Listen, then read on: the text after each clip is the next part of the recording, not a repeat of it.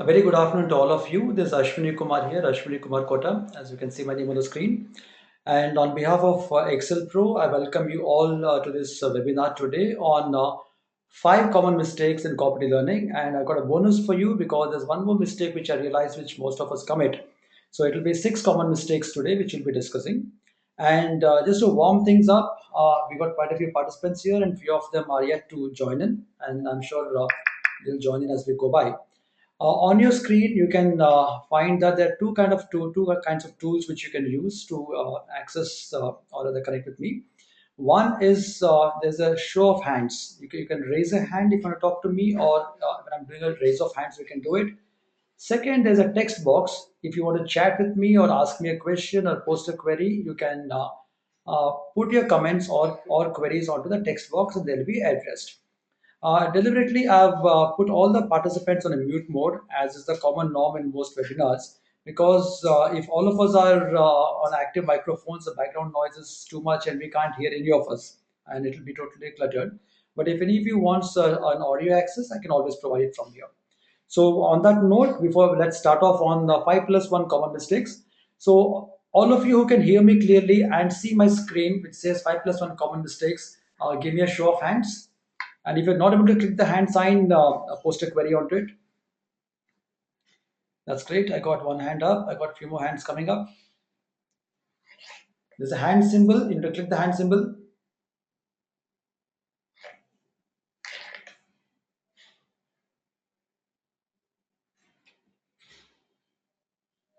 Good.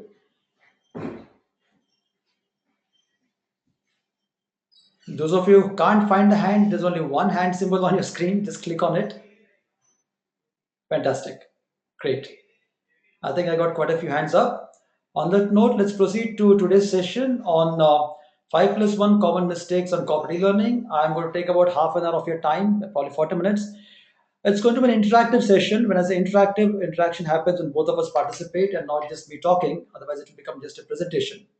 So, on that note, while I take you through one point at a time, I would like you to also write to me, text me, and connect with me in terms of any practical issues what you're facing or any opinions what you've got. So, it will be a collective learning what we'll do today.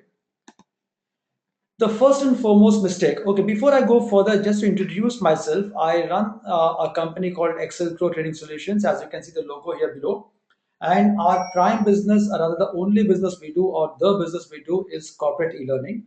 We are in the business of custom content development. We develop e-learning content based on animation, gamified learning, as well as simulations for various organizations globally.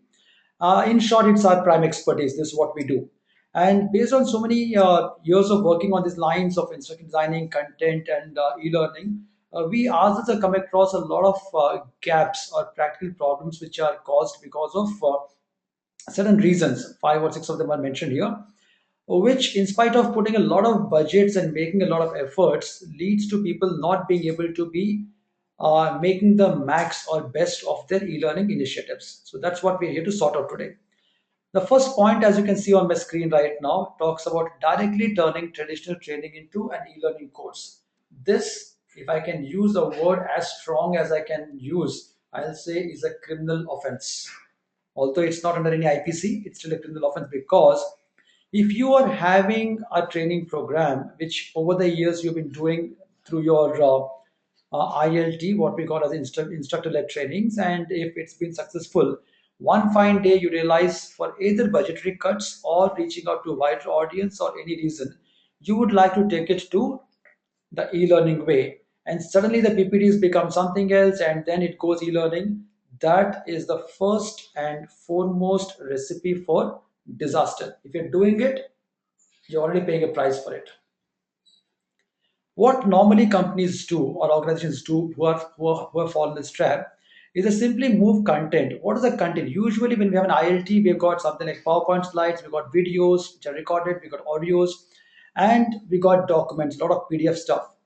What we do, we go ahead, buy an LMS. LMS is learning management system, or today it's available in the cloud, pick it up, and then use a rapid authoring tool, which is mostly a Captivate or Articulate, Lectodop, one of those fantastic tools in the market, and suddenly transform this into an e-learning and announce, oh guys, I've arrived, this e-learning now.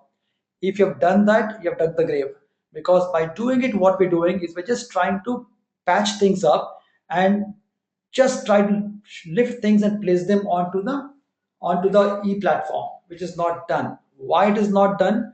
Because of one prime reason: e-learning is not just converting traditional codes into electronic format.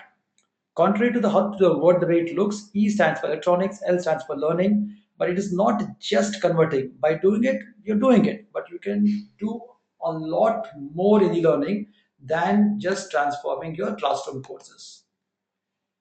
What else can you do and how it happens? E-learning has different instructional needs. Now, the first and foremost word all of us need to remember and pay attention to is instructional design. Any content needs to be designed, and it's an instructional design. E-learning instructional design is very different than the classroom content design. So if you have an expert on board, the person will tell you what the nuances are. If you don't, experts are available in all e-learning companies. You have to understand the instruction needs, the requirements, methods, and means. Because e-learning opens a platform. I'll give you a very simple analogy to make you understand it so well. All of us, rather most of us in the webinar today are at least say, probably 35 plus years of age. In our childhood, we have seen we used to have telephones in our house or the neighbor's house. And you might recollect the telephone was used for making and receiving calls only, nothing else. Why? Because it used to have a dial, a round dial. You have to put your finger in the respective number and rotate it, and the ring happens, and then you take the phone. Then we move on to the electronic phone where the numbers were there. You punch the numbers and still you could take or make a call. But could you type a text message? Probably not. Slowly it came in. Now, take that particular telephone made by the ITA company in those days and look at the mobile in front of you. I'm sure all of you are having your mobile phones right in front of you. Take a look at that. And what if you take your mobile phone and use it for only making and receiving phone calls? How will that be? Sounds funny, isn't it? That's exactly what you're doing. If you're taking your content and dumping it onto your e-learning platform, you're only taking your mobile phone and saying, look, it is a phone, I'll make and receive calls. I'll not do anything else. So that is the kind of an analogy. So what I would mean to say is e-learning is a very powerful mechanism. It's got its own aspects which need to be paid attention to. Second, very important thing is if you got say a 10 hours of ILT content, don't try to take the 10 hours. I've had these experiences where somebody has given us the ILT dump and said, "Okay, transform this into e-learning. Put the voice word, put the slides, put the animation, and that's it. Bingo, e-learning." No, not like that. E-learning courses need to be compact and concise. We have to pay attention to the learner's learning needs. Okay, there was an instructor, there was a content, and there was a learner, and there was a way it was done, and it did justice to it. But now with e-learning, few parameters have changed completely. The one thing is that the learning is not in real time alone. The learning can happen at or rather on demand. If it is not a synchronous course, like this webinar, for example, had I been inviting you all to a seminar, to a classroom, and we all had a cup of tea and I was doing a session over in half an hour, 1 hour, all of us are happy, we go back home, then what happens? Yeah, there was a guy, he spoke something that will remain. But today it is not so. Why? All of us are here, the session is being recorded.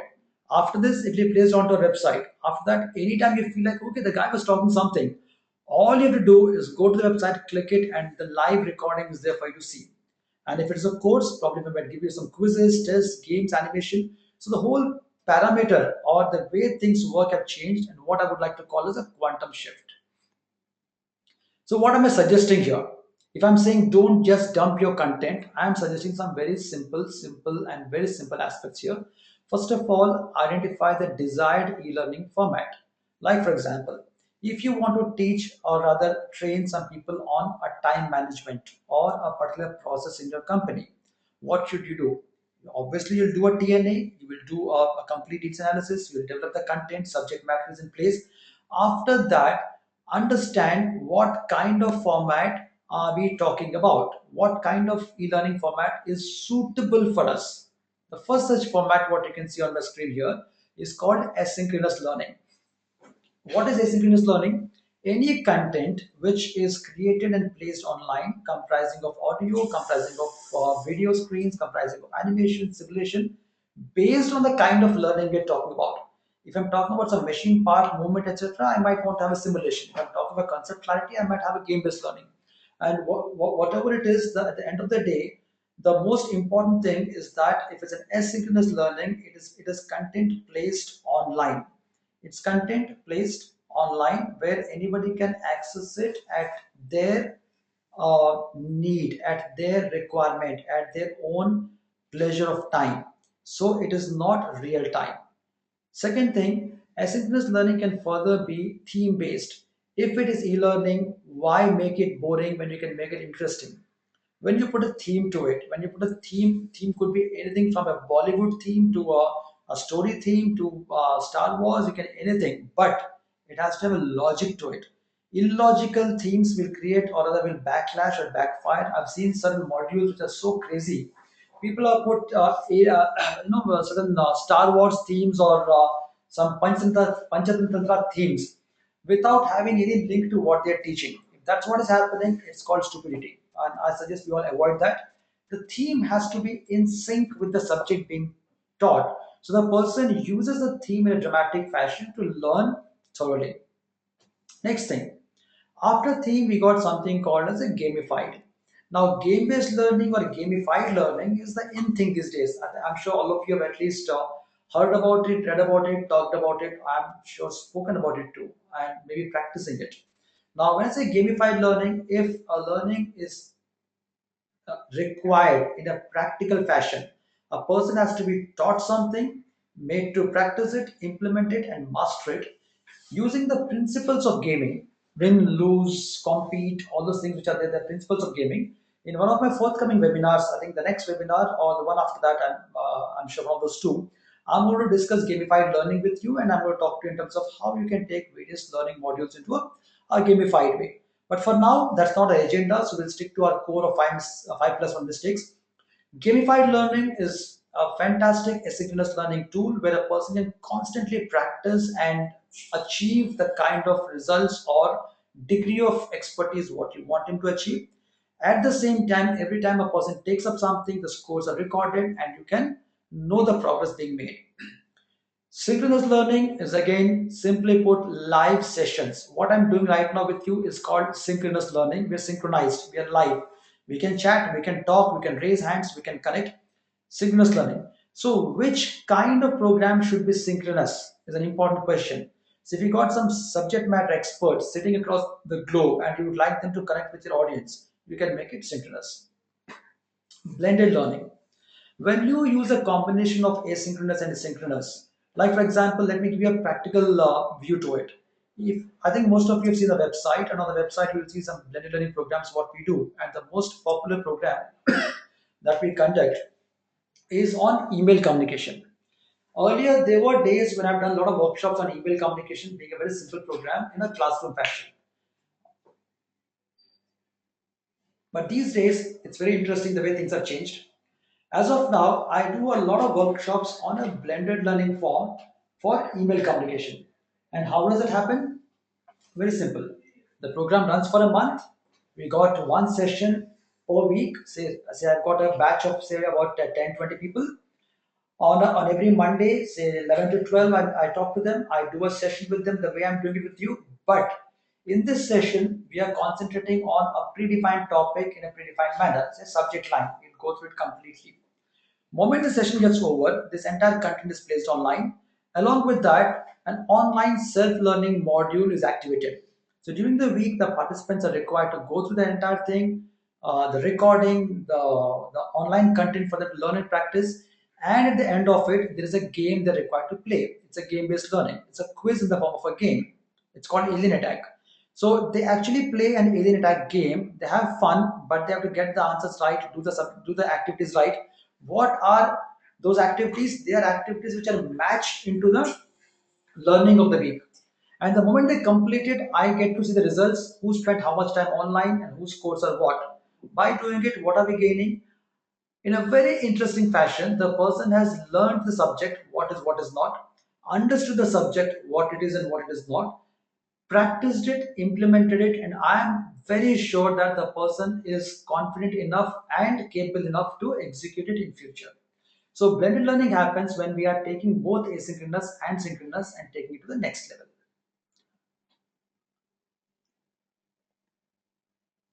So moving forward, you will have all the options with you at every point of time. Don't let any situation where, oh my god, I don't know who makes e-learning content, oh my god, who gives me LMS, don't let this bother you. Choose the best option which suits your specific learning need. You will have learning needs of various kinds in your organizations depending upon your businesses. You might have some subject matter to be taught, you might have some simulations to be done, you might have some induction programs, you might have some softwares to be trained, and there are a billion learning needs. Whatever it is, based on specific learning need, is asynchronous the best mode, synchronous the best mode, or a blended the best mode. Make a choice as a learning and development professional, and then work towards developing the content in a specific manner using instruction designers, and then develop the content and not just dumping it upfront. Next, choose the right technology as per needs and constraints. All said and done, I might say as per learning needs, you should do a better learning program. But what if your team is stationed in remote locations across the country, and they use things like a photon and all these dongles to access the net, and they're not able to at that point of time go through a live session? It could be problematic. So based upon certain technological constraints, whatever they are, and if you have any other constraints, keeping that in mind, your program has to be designed so that you might have a fantastic live session. You've got an expert on board and doing a wow program, but all your participants are in remote corners of the country and they're not able to log into your live session. And that is a sure shot recipe for disaster. And we should avoid it at all times. So, summary of it is one, never copy paste, no dumping. Understand the learning needs, understand what pattern, what approach is the best for you, and what is feasible for you. Then go ahead, and whether you do it in house, outsource, those are not important aspects. They can be addressed very easily. So, this is something to be kept in mind before we convert any of our classroom learning needs into the e-learning program. This was the first and the most important aspect. So, on that note, let me take a quick show of hands. If all of you are very clear on what I just spoke about the first gap, give me a show of hands. If you have any query, post a query for me. Fantastic. That's a very good number. Lovely.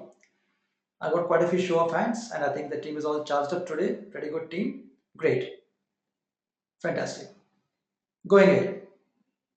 Let's move to the second common mistake, which is,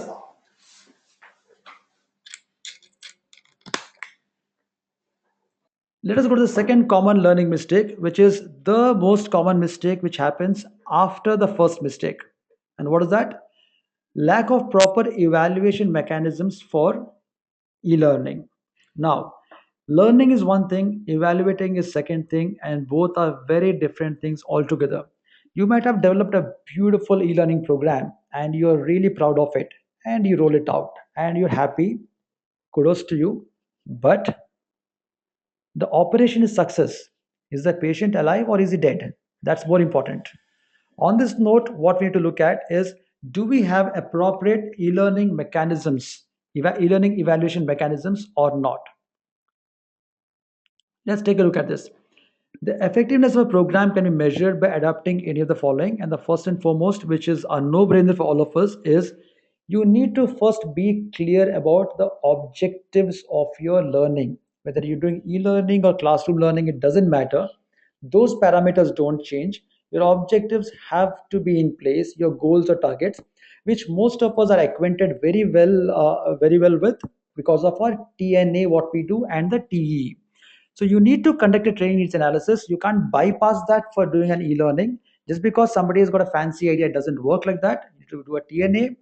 When you do a TNA, the needs analysis comes out. Based on these analysis, the learning audience and the content is defined. E-learning is one mode of delivering an intervention and not the beginning in itself. So, second aspect, after you've done your TNA, your content is in place, and you've decided to go the e learning way. And now there's another important angle is that when you take a program through e-learning, or rather, let me take a step back. When you do a program on your in a classroom, we always take an attendance, right? We take the attendance, we just check out who has come, who has not come, and we ensure that people don't vanish halfway through, and so on and so forth.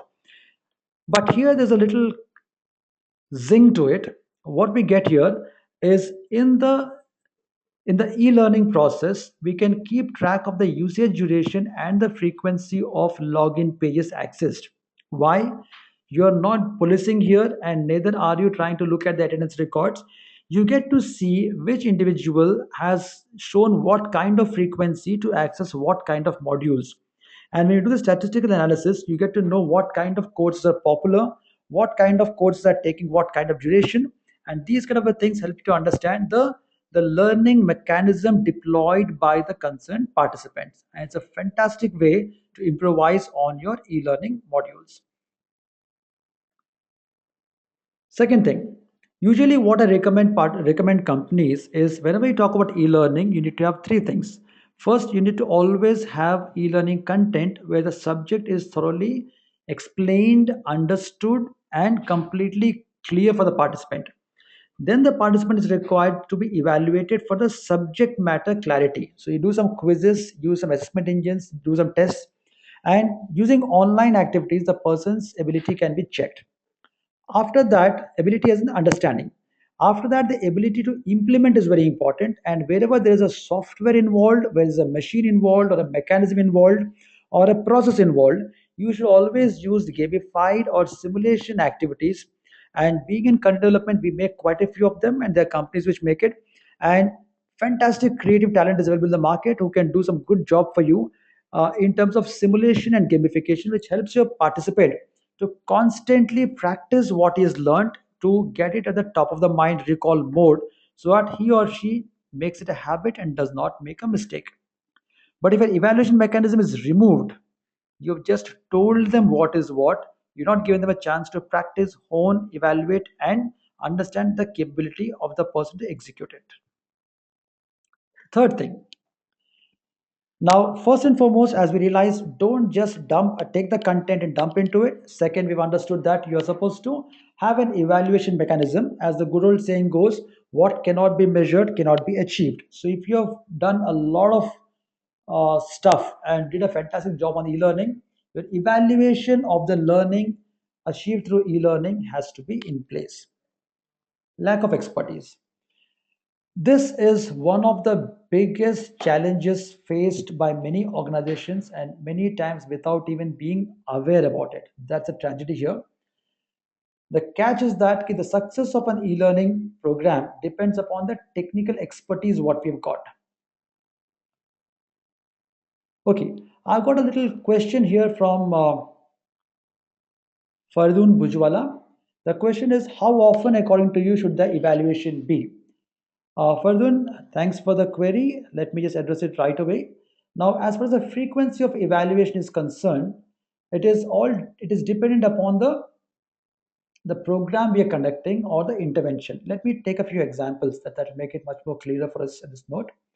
If I'm doing an e-learning program on, say, email communication, the example what I just took some time ago, in email communication, if I've broken the entire learning into, say, multiple parts, I say I'll do a module on subject lines, I'll do a module on addressee fields, I do a module on writing good body text, and I do a module on the email browsers, how to use MS Outlook. So I do four modules. Now, every time a module is run, I want the person to develop a decent level of expertise in handling that particular topic. So if I'm saying about subject fields, if I'm talking about subject fields, so after the person has completely gone through the content of subject fields, understood it, he has to do a simulation and a game-based learning to ensure that I am confident that he has understood it right, because his numbers will talk. And evaluation should not be at a very basic level, because we are engaging the person. In e-learning, it has to be interesting and useful. That's very important. So if I give him a battery of simulation activities, he's really into it, and he's not putting his mind too deep. He's working on it in a simulated fashion, enjoying the experience. And the scores which come out, the way it is designed is the scores come out tell me, okay, this man has understood and can apply that concept very well.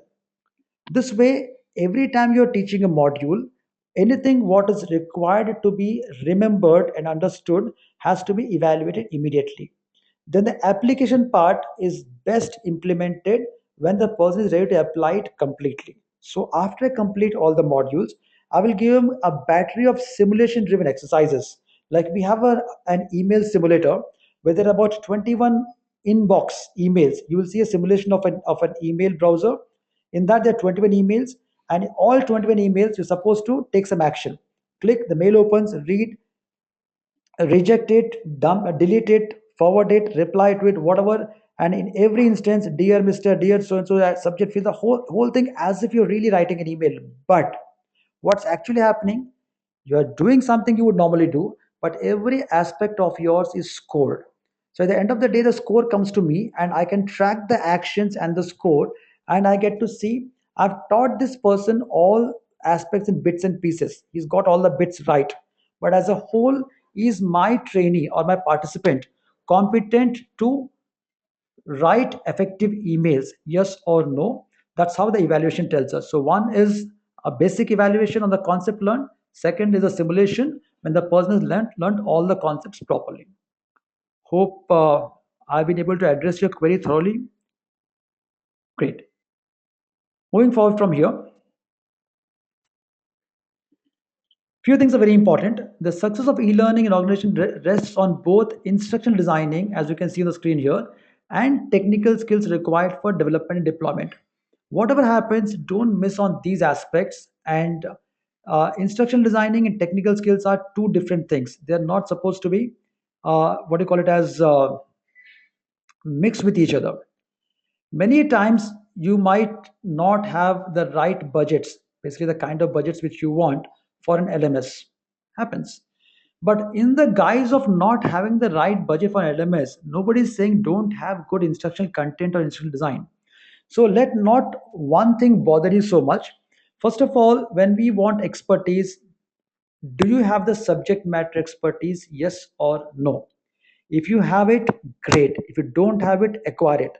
A lousy content, how much ever you package it, how much ever you take it to e-learning, will not solve your purpose. So content is king. Content is important. After you got the content, do you have instruction designing expertise, as in like people who can transform the content as per the learner's learning needs? Two, once you have that, then once the instruction designer person tells you, okay, this is how I would like to see it, he's a designer.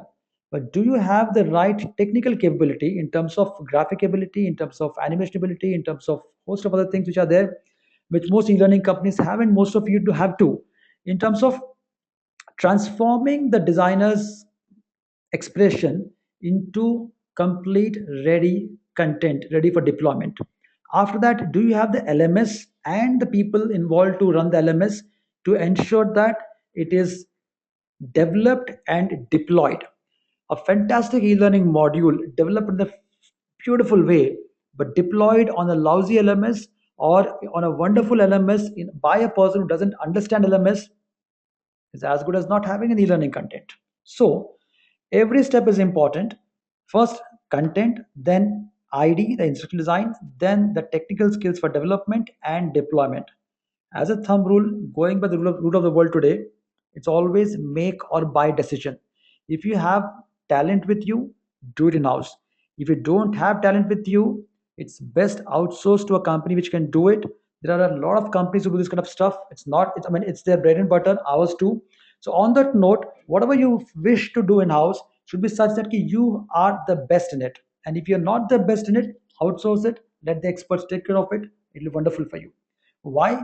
Because lack of expertise decreases the effectiveness of the courses in e-learning. That is the tragedy. You can put in a lot of money into it, you can put a lot of time into it. At the end of the day, if you lose the expertise on any one bit, the work put in by all others also goes down the drain. So, what are you required to do here? Very simple. Employ technically skilled staff with strong fundamentals. We hire people on e-learning day in and day out, and I can tell you what kind of a pain it is. because resumes read like wow, candidates read like oh my god. That's it. Why is it so? For a simple reason that paper is paper. People write, I know this, I know that, I know Flash, I know Captivate, I know LMS, all sorts of things. But ensure that their fundamentals are in place. They know why, what is what, they can solve the problems for you, and at the end of the day, they understand the learner's needs and develop things accordingly. This comes with expertise and experience, his fundamental understanding and ability to deliver. Second thing, which is extremely important in today's session right now, is e-learning is a highly evolving field. It's a field which is evolving at a breakneck pace. Everybody is racing towards it, and by general estimates, it's growing at a rate of about 30%. That's what people are talking. Now, when we have an industry growing at that rate, everybody is out to make his buck and make his product sell. So, if you're talking of rapid authoring tools, if we're talking about LMSs, if we talk about any stuff in instruction design styles, everything is changing by the day, and your staff and yourself have to be abreast with what's happening. Otherwise, before even you realize what has happened, you would be in the old stone age. So even if you hire the best of talent, ensure that they're constantly updated. And when you're talking to vendors, ensure that you're talking about the next gen thing and not the X gen thing. Like for example, if you're talking about LMSs, there are a lot of stuff like SCOM 1.2, SCOM 2004. You got something like TinCan API. So is an LMS capable of giving you support and service based on the things coming in today and tomorrow? If not, ensure that you buy the right stuff. Otherwise, you might end up buying a brick which is of no use for you tomorrow, or rather, not much use. Next point, choosing vendors improperly. Now, being a vendor myself, or rather my company providing e-learning solutions, we end up being on the other side of the table many times, and it's an experience, something which you feel really sorry for. However, many times I realized when evaluating vendors, the people in front of us have not done their homework well in terms of exactly why are they evaluating the e-learning vendors.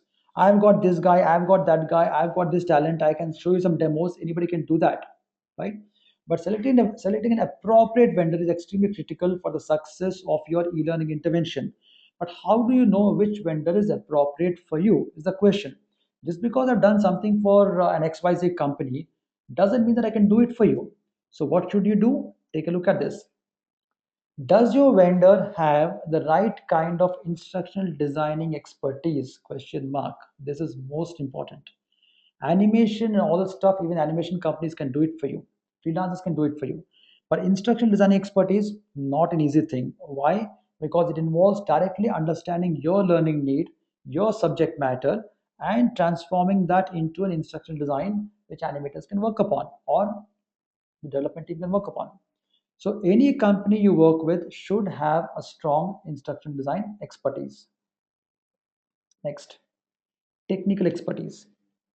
If somebody is having an archaic software they're working upon, even if you look at something like as simple as a Flash, if somebody is sitting on Flash CS3 and even before that, I mean, okay, they bought it 2 years ago, but today's tools give you a much, much, much bigger advantage.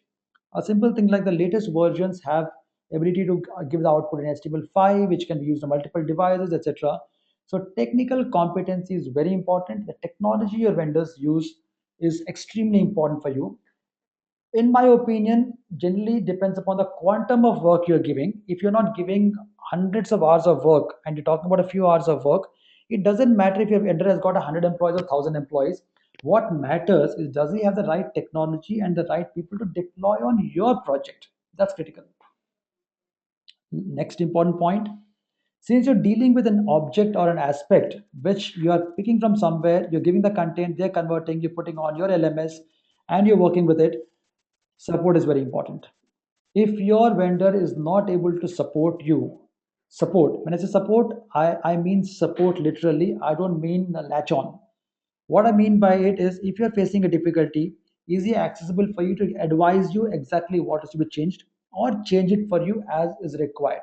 But a word of caution for the participants today is don't expect your vendors to do the work for you. Some of the clients have done that, and it's an unfortunate feeling. where look, I don't understand this LMS thing. Why don't you do it for me? This content, I don't understand. Why don't you do it for me? Now, in why don't you do it for me? Okay, I'll do it for you, but when will you become wiser? That's the problem. So anything what you're outsourcing, be very clear, and the vendor should have the ability to support you in case you're getting stuck somewhere. Extremely important point here. In-house versus outsourcing your work by them. Now, this is not about your in-house or your outsourcing. It is a very common practice in the market today where somebody picks up the work based on their marketing abilities or whatever it is, and then the work is passed on to the smaller entities to be done by them, and then this company acts as a middleman. Now that's dangerous. Why? Why it's dangerous? Because the end person who's working on your project has never got in touch with you, is just doing things blind. Do you want it? I'm sure not. So, in my opinion, one thing a company should always look at is how much of the work is being done in house and how much is being outsourced if it is important for them. Okay, we seem to have lost the voice for a second. Just a second, please. Some gap in the voice.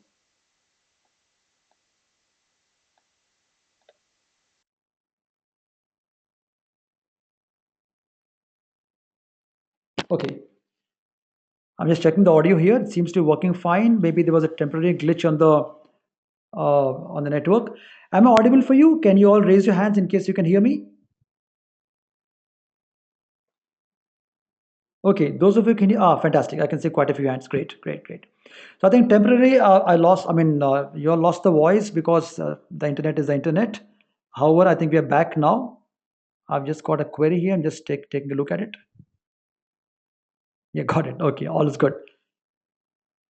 So at the end of the day, a technology is a technology. How much of content I've got and how much how much of interest you got, a technology ensures that all of us are leveled here. Great. Okay. I'll just take two steps back. I was talking about the support provided by your vendors. Ensure that your vendors are there for you when you need them, not their call center executives. Many times it so happens that I'm not talking just e-learning. When we deal with vendors, the problem is that for the marketing, the best guys come, signing the contract, the CEO comes. After that, the call center executive says, how can I help you? But the help never comes. So avoid getting into a situation like that. And in-house versus outsourcing is what I was talking about, is an extremely important point. If you have to give the work to somebody, ensure that they have got the in-house ability to execute it. If I pick up more work than what I can handle and I pass on to somebody else to execute it, there's no fun in it. Why? Because you are eventually giving it to somebody who is giving it to somebody, and the guy who's doing the work doesn't even know you, nor know your learning requirement. So it's all blind. Blind never pays. So ensure that your work is being done in-house by a company, not further outsourced. Another beautiful point here, background of the vendor organization. Now, this is something which all of you might know. Okay, there's another query. Let me take a look at it. Okay, Fardun has got another question here. What about customizing content? Fardun, any content customizing, now how it works out is like this in a very simple fashion. The subject matter customization is done either in-house by the company or by an expert on subject matter. That's fine because the expert has to do the content. Now, after that, all the steps after you give the subject matter to the e-learning company is preferably or suggested to be done by the e-learning company in-house, except things which are non-critical. Like when I say non-critical, uh, I'll give an example here. Say voice recording. Voice recording, almost all companies use professional voice or artists. So you can choose the preference of the voice and the voice is recorded. Now that part outsourcing is fine. But what if a company takes content development work from you and then passes on four modules of that to some other company, now two modules to third company, and finally integrates and passes the whole thing to you? The show goes on, but why the risk when it's not worth it? If you've got no choice, that's okay. But by the number of companies in the market today, the number of vendors which are there in the market today, and the kind of a competition existing in the market today, I don't think any company needs to compromise on those lines, because uh, there's abundance of e-learning vendors and abundance of good people who are on the market. It's just that where I'm coming from is you might need to probably dig a little deeper, go a little wider, check things out, build your comfort, because once this is struck, it can do a fantastic job for you on the e-learning part for the learning development. Now, I was on the background of the vendors as such in terms of the organization. What I mean to say is not doing a background check, but what I mean to say is where does the person come into e-learning from? Because e-learning as such is a new entity globally. I mean, it's been there for some time, but learning was there first, e-learning came next. I've done my own study on this one, and I've realized that e-learning companies usually are companies which started off from say software. There was a software company which eventually started an e-learning division, and then its e-learning company uh, took over. Second is the learning companies. This is where we can count ourselves also, because companies which were into corporate training, into learning and development, and were more heavily into training, and then as a part of the go with the tide and going with the generation and growth, developed the technological expertise and became an e-learning company, or rather, e-learning is a wing of it. Third is a web designing company. Web designing companies are companies which doing web designing, and while doing the screens of your website, they can also do the screens of your e-learning things. Now, I will not say who is right, who is not. It is very wrong on my part to say that, but it is very important for you to understand is whether you would like to give your content to a software company which knows software, or a learning company which knows learning, or a web designing company. Because bring in five flash, four captivate, three articulate people. All of us, all the people have done that.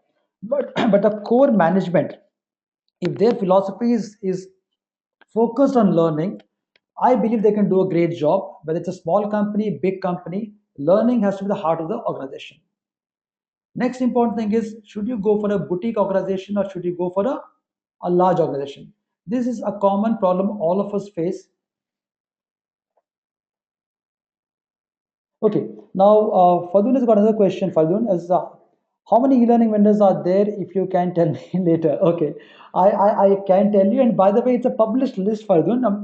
Just Google upon e-learning vendors list. There's a whole list out there in the market, and our industry is a very funny industry because those of you follow Porter's law, Porter's five force model, you'll understand that the e-learning industry, the entry barrier is very weak. Tomorrow one of you gets a fancy idea, you get a dream like somebody dreamt about gold and we're digging all over the country now, and if you get an idea about starting a learning company, trust me, it's not that difficult. But it's not difficult starting, but it's very difficult growing, because every assignment is different, every object is different, and if we can't do justice to it, we have a tough time handling it. Okay, on that note, going forward, boutique versus large scale vendors. Now, when I say boutique versus large scale vendors, boutique would be smaller companies with about say 30, 50, or up to 100 employees. Large scale will be the ones with a large number of employees, say 200, 250, because e-learning companies don't usually have very large numbers. You don't find e-learning companies with 1,000 employees and all that. If you got 150 employees, you can consider it large here as of now. Now, on that note, that's your choice. If you want to go with somebody who's been there, done that, large company, just go ahead. But ensure that the team being deployed by the large company on your assignment is a competent team which is able to address your requirement properly. Large companies have got a lot of teams involved, so you should ensure your team is right. Boutique companies, you should also explore boutique companies, because like in, I mean, I'll give you a parallel analogy, it's better that way. When I want to buy a ready-made shirt, what do? I go to say Ramon's, I go to the Arrow showroom, I go to Louis Philippe, I go to these places. Why? The brands are good, I like to flaunt a brand, I like to wear I like to wear a shirt, I like to wear a shirt which has got a logo on it and the jing of it, all's good, happy, fine. But what if I want to wear a suit? That's interesting. When I want to wear a suit, do I go straight to the Raymond shop and say, guys, show me a suit with a 40, 42 size and put it on and run away? I don't do that. I always prefer a tailor made suit. Why tailor made suit? Because I want something which fits me perfectly. So, the answer is very simple. Every time you want something customized for you, boutique works. Even if it's a large vendor, but he's got teams which are boutique teams, small teams working exclusively for you, works for you. But if you want something in volume, en masse, or I want 20 programs on communication, time, team, this, that, ready programs to be deployed immediately, you should go to the large players who got the stuff ready to be deployed. So that's a simple way of looking at it. It's all depend upon your needs. Okay. Before we move forward, I hope all of you are not on a doze mode. So let's take a quick check. And in case you're all clear till now, there's no queries, give me a show of hands. If you've got a query, give me a post me a query.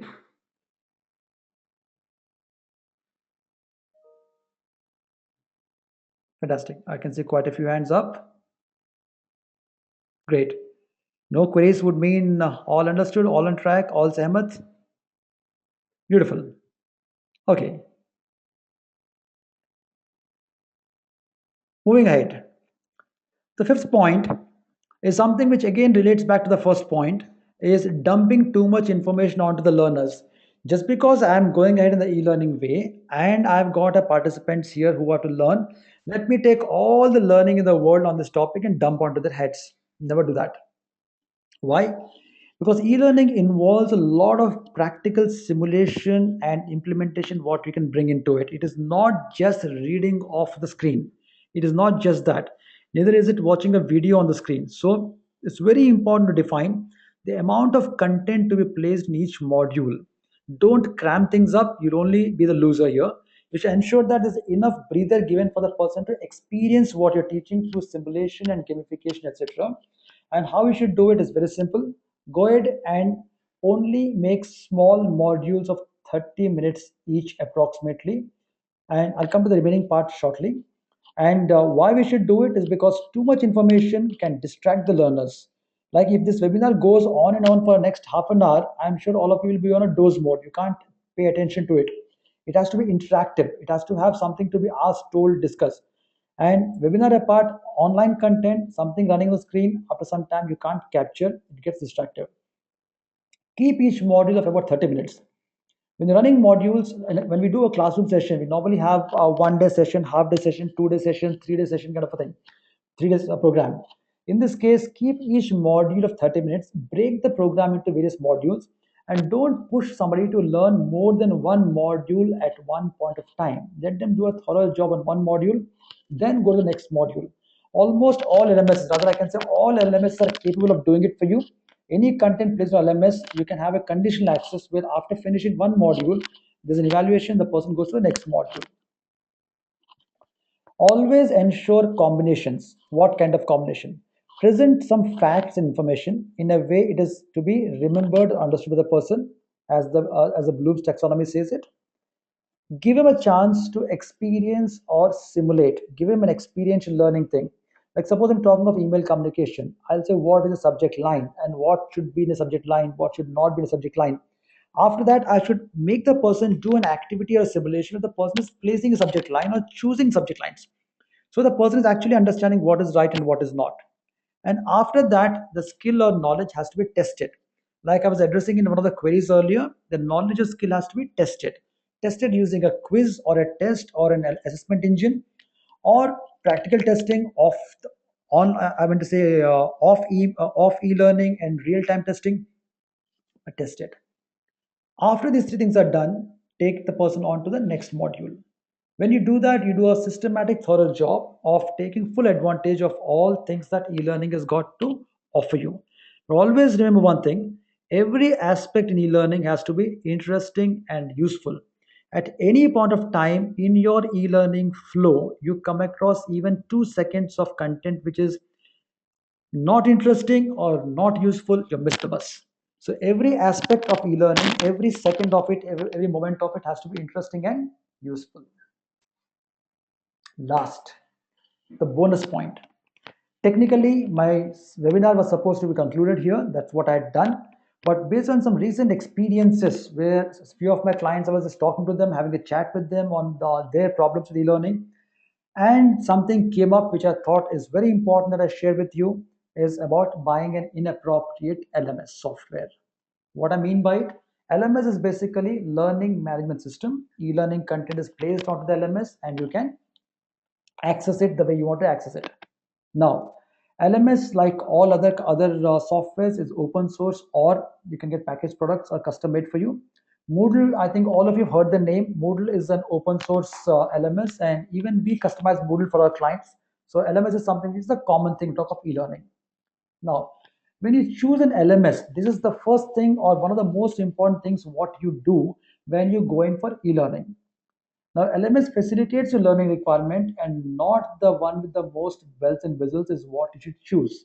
Many times when I've seen people buying LMSs, they go for the brand or okay, this works in the US, this works in UK, this happens there, that happens there, all is great. But have you analyzed your learning requirement?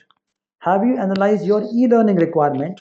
Have you done what an analysis on what kind of approach you want to take, what kind of content you're placing, what kind of evaluation you want, what kind of approach you're going to do?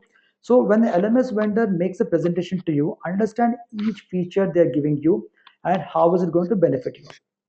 There might be a thousand bells and whistles on it, which are always good to have, but ensure that your basic need is met. When you're making a buying decision, you're going to pump in lakhs of rupees into it, maybe crores sometimes. But if you are basing a decision on parameters which are not to be used by you, the end users are the ultimate sufferers. So, like with all software, make a detailed requirement analysis. I want to run these kind of programs for this duration in this pattern. This kind of access is required. This kind of approach is required. This kind of uploads are required. Whole stuff. What kind of SCOM you're looking at? SCOM is basically, sorry, a way of getting your content to be accessed across multiple LMSs. And second thing is evaluate the features and benefits thoroughly. When I say evaluate features and benefits, understand that all the features given might be great, but the benefits what you want. Do you want something simple, something complex, something on the cloud, something on your server? Host of aspects come into it. Ensure that you are evaluating them as you would evaluate any other software. Last, another most important aspect is identify and train people to use the LMS. This is where the main gap comes. Recently, I've been interacting with a few companies for various reasons. The kind of LMSs they bought, I was like, wow, they are Ferraris in LMS.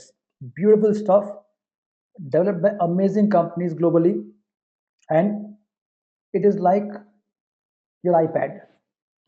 If I can give an example, now quite a few of us are iPad, or if I can say the Samsung Galaxy Note, quite a few of us have fantastic handy tools in our hand. Great. But how many of us are using those tools for anything more than basic purposes? If you look at the advertisement, they show you a thousand things. You know it can do a thousand things. Maybe it can do 1,200 things. But after you purchase it, if you look at your own handset and do an analysis of the last 24 hours and realize what have you used your handset for, you'll realize that the majority of the work you've done is just texting, chatting, typing, talking, and nothing more than that. So basically, the basic stuff what a phone offers. Then, apart from snob value, if you've really gone ahead and taken a feature packed mobile phone, you might as well put it to some good use, commercial or social. Scientifically correct statement, but again, it is that's the way it is. So, when you take an LMS which is feature loaded and you don't train your people properly on it, what you have is people are doing only basic stuff on the LMS, and some of the features may not be put to great use. So, training them is extremely important.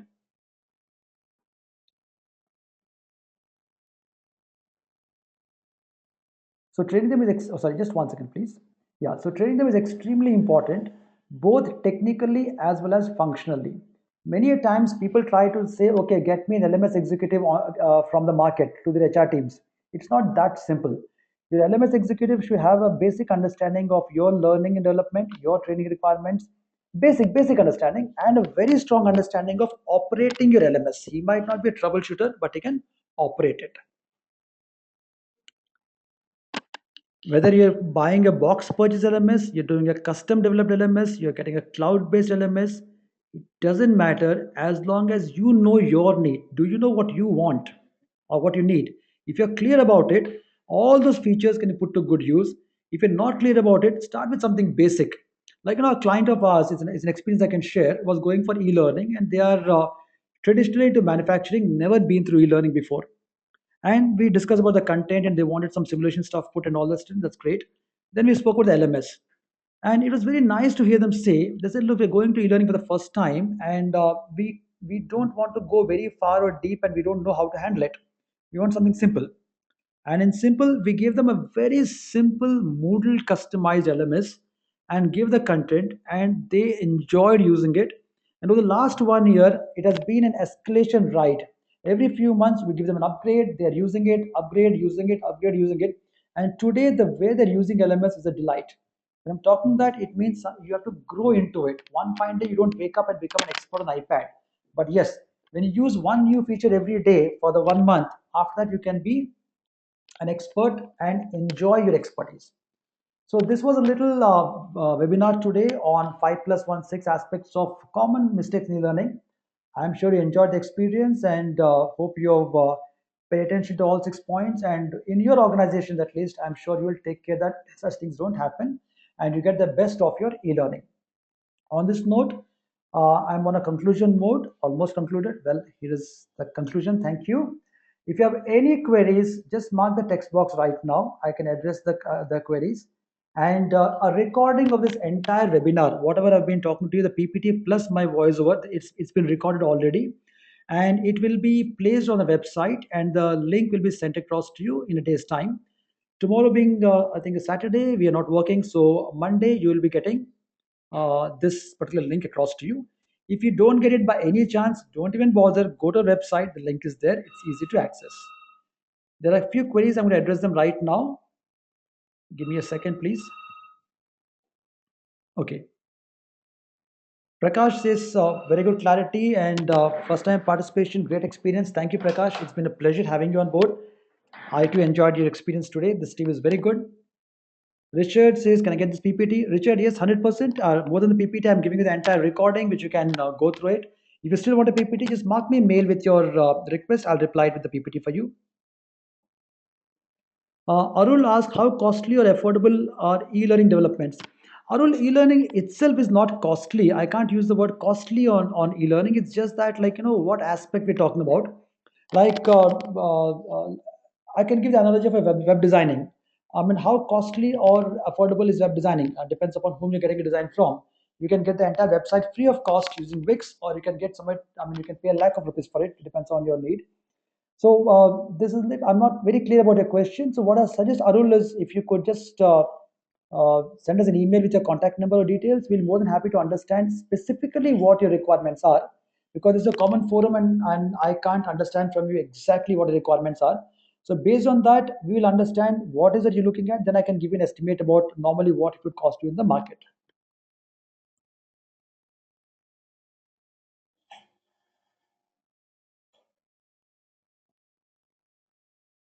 Okay, and fantastic. Now I'm getting a couple of messages, and I think all of you are pretty happy with the workshop, and pleasure is mine too. And thank you very much for being with me here today, and I look forward to meeting you on my forthcoming webinars soon. Thank you. Have a great day ahead. Bye bye.